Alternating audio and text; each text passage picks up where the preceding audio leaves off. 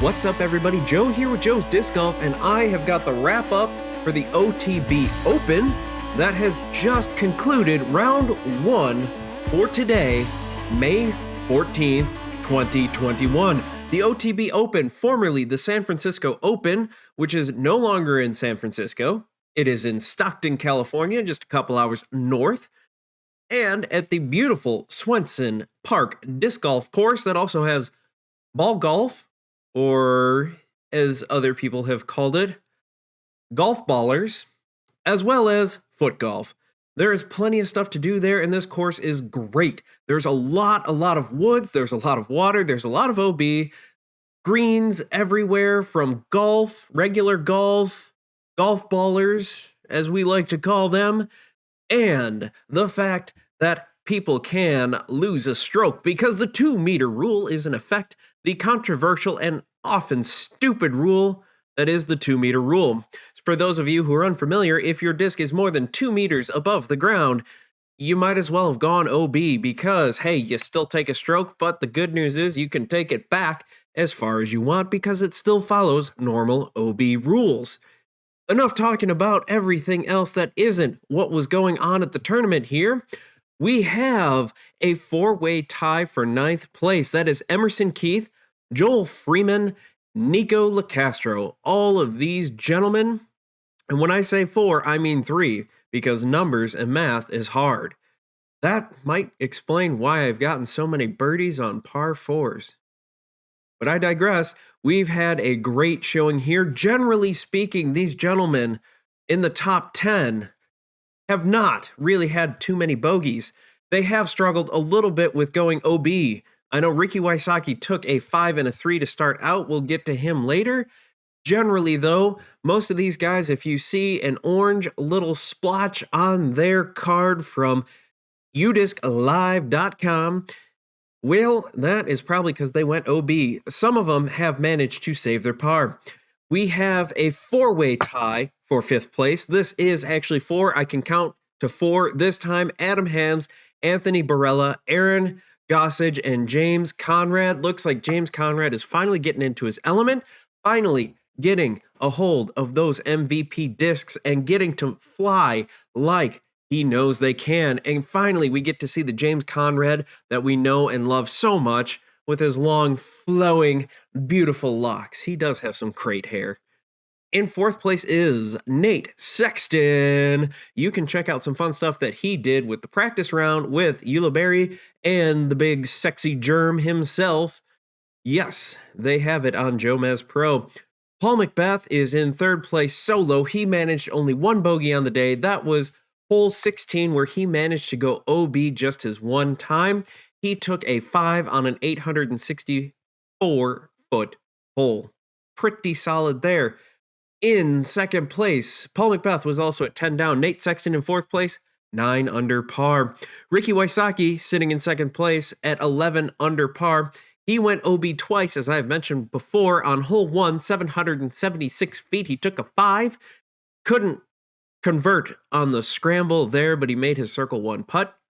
Hole 2, he managed to save the par despite going OB by draining a circle 2 putt. Listed at 38 feet, but any of you who knows how UDisc works, that means he made it somewhere between 33 and 44 feet. Don't know exactly, could not watch all of the coverage there, unfortunately. His long, though, was a 60-footer. That was really impressive. In 1st place at 13 under par, we have Eagle McMahon with no blemishes on his record. 2 holes did he 2-putt, and those were from circle 2. So that is pretty solid there. Eagle McMahon is leading the pack. If you want all the fun, awesome, beautiful coverage there, you have to go and wait for Jomez Pro to release that tomorrow, May 15th, Saturday. At some point, things will come out just a smidge later. They are on the West Coast. For those of us on the East Coast, that is a huge 3-hour difference, and I'm getting pretty tired while I'm watching the end of the FPO round. So your lead card will be Eagle McMahon, Ricky Wysocki, Paul McBeth, and Nate Sexton. This is going to be a lot of fun to watch. Your chase card will be James Conrad, Aaron Gossage, Anthony Barella, and Adam Hams. Good luck tomorrow, gentlemen. Hopefully the wind dies down. Right now it is a balmy 77 degrees with a 22 mile per hour west-northwest wind. Yikes, that is rough. Moving on to the FPO side, we have a two-way tie. I can count to two. I hardly ever get those.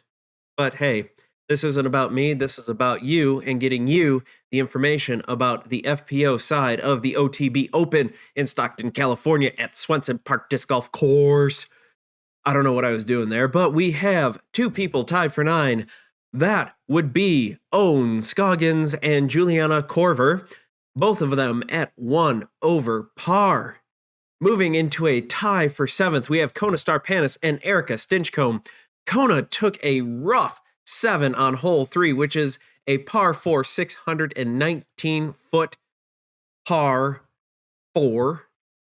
She managed to go OB twice on that one. That is rough. That is tough to recover from there, but she is sitting even along with Erica Stinchcomb. Moving on to a two-way tie for 5th. The girls really make it easy for counting on my end. I don't have to do a lot of thinking here. Thank you. Gentlemen like to make things difficult, which we all know that is to be true. Gentlemen are not easy. They are rather painful and brutal when I'm trying to do math.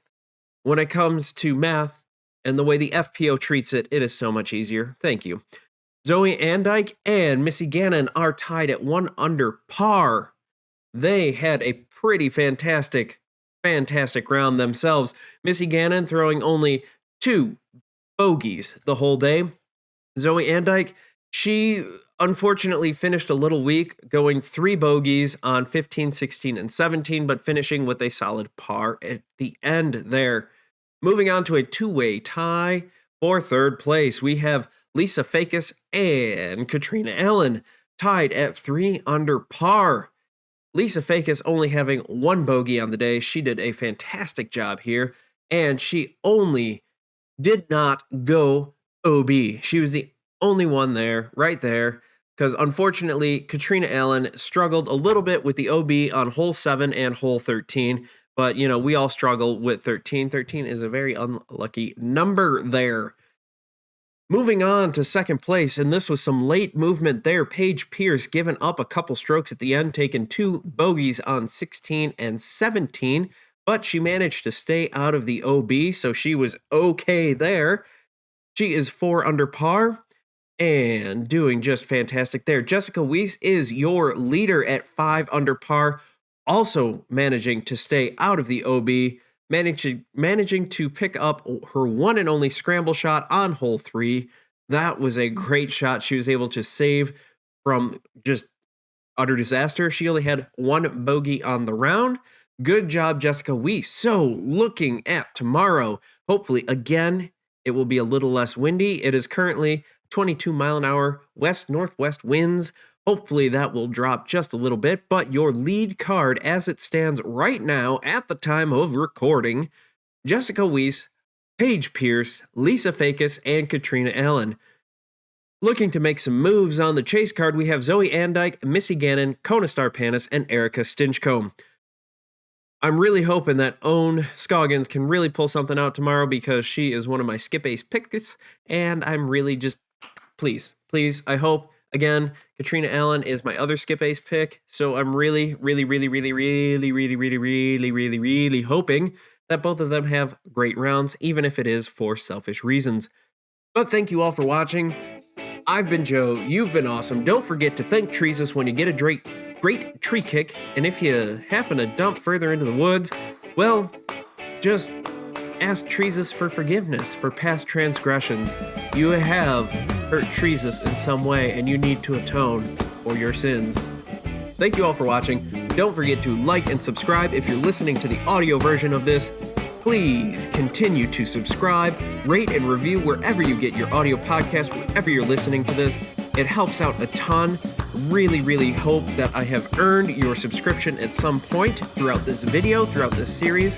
I'm really hoping that that comes through and you guys do decide to subscribe to this channel. Again, thank you all for watching. I've been Joe. You've been awesome. Can't wait to see you all in the next video.